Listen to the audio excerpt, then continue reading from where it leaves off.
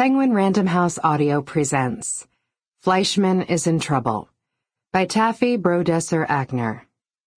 Read for you by Allyson Ryan. For Claude. Summon your witnesses. Aeschylus. Part 1. Fleishman is in trouble. Toby Fleishman awoke one morning inside the city he lived in all his adult life, and which was suddenly somehow now crawling with women who wanted him. Not just any women, but women who were self-actualized and independent and knew what they wanted. Women who weren't needy or insecure or self-doubting, like the long-ago prospects of his long-gone youth, meaning the women he had thought of as prospects but who had never given him even a first glance. No, these were women who were motivated and available and interesting and interested and exciting and excited. These were women who would not so much wait for you to call them 1 or 2 or 3 socially acceptable days after you met them, as much as send you pictures of their genitals the day before. Women who were open-minded and up for anything, and vocal about their desires and needs, and who used phrases like, "put my cards on the table," and "no strings attached," and "I need to be done in 10 because I have to pick up Bella from ballet." Women who would fuck you like they owed you money, was how our friend Seth put it. Yes, who could have predicted that Toby Fleishman, at the age of 41, would find that his phone was aglow from sun-up to sundown. In the night, the glow was extra bright, with texts that contained G-string and ass cleavage and underboob and side boob and just straight-up boob, and all the parts of a woman he never dared dream he would encounter in a person who was three-dimensional, meaning literally three-dimensional, as in a person who wasn't on a page or a computer screen. All this after a youth full of romantic rejection. All this after putting a lifetime bet on one woman. Who could have predicted this? Who could have predicted that there was such life in him yet? Still, he told me, it was jarring. Rachel was gone now, and her goneness was so incongruous to what had been his plan. It wasn't that he still wanted her. He absolutely did not want her. He absolutely did not wish she were still with him.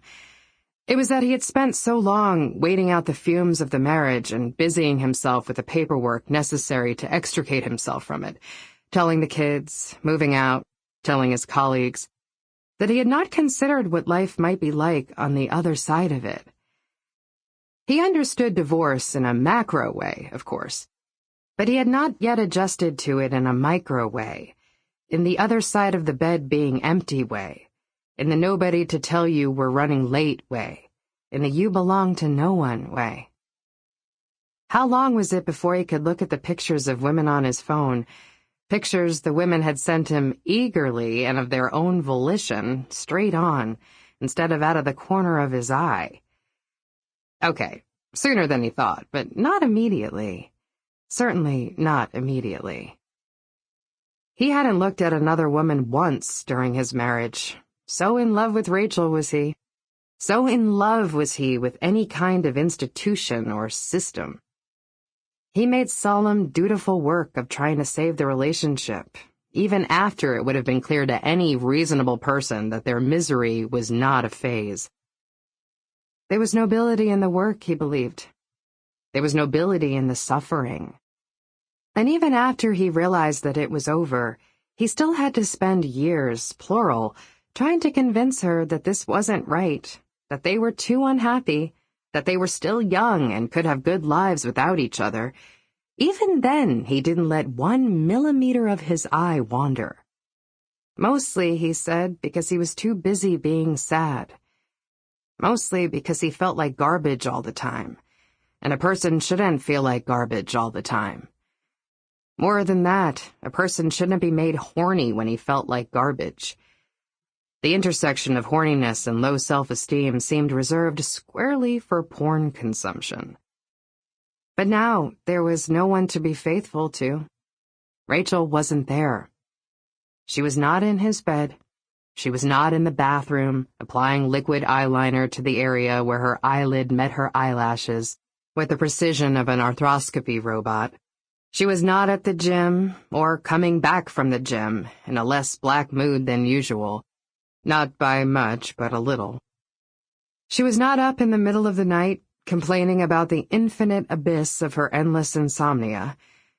She was not at curriculum night at the kids' extremely private and yet somehow progressive school on the West Side, sitting in a small chair and listening to the new and greater demands that were being placed on their poor children compared to the prior year. Though, then again, she rarely was. Those nights, like the other nights, she was at work, or at dinner with a client, which she called pulling her weight when she was being kind, and which she called being your cash cow when she wasn't. So no, she was not there. She was in a completely other home, the one that used to be his, too. Every single morning, this thought overwhelmed him momentarily. It panicked him, so that the first thing he thought when he awoke was this: something is wrong. There is trouble. I am in trouble. It had been he who asked for the divorce, and still, something is wrong. There is trouble. I am in trouble. Each morning he shook this off. He reminded himself that this was what was healthy and appropriate and the natural order.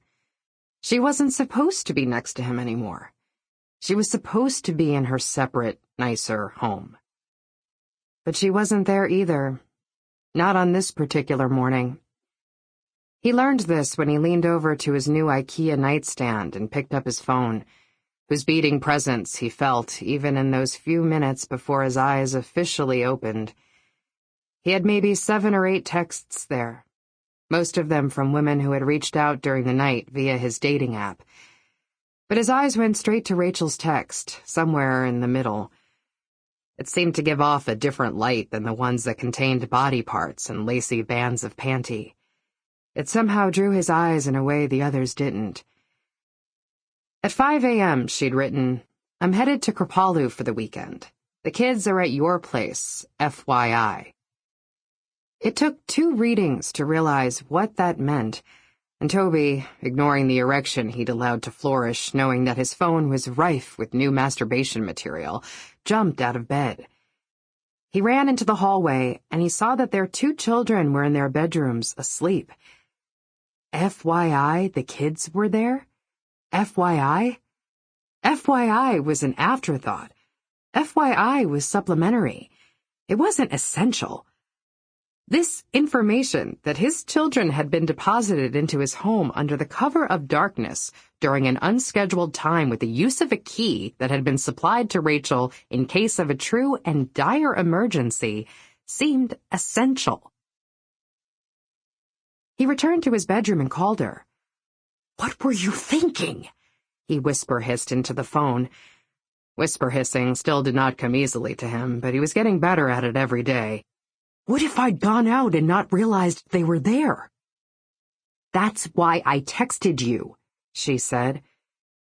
Her response to whisper-hissing was an eye-rolling glibness. "Did you bring them here after midnight? Because I went to sleep at midnight."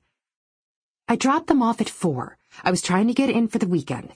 There was a cancellation. The program starts at 9. Give me a break here, Toby. I'm having a hard time. I really need some me time."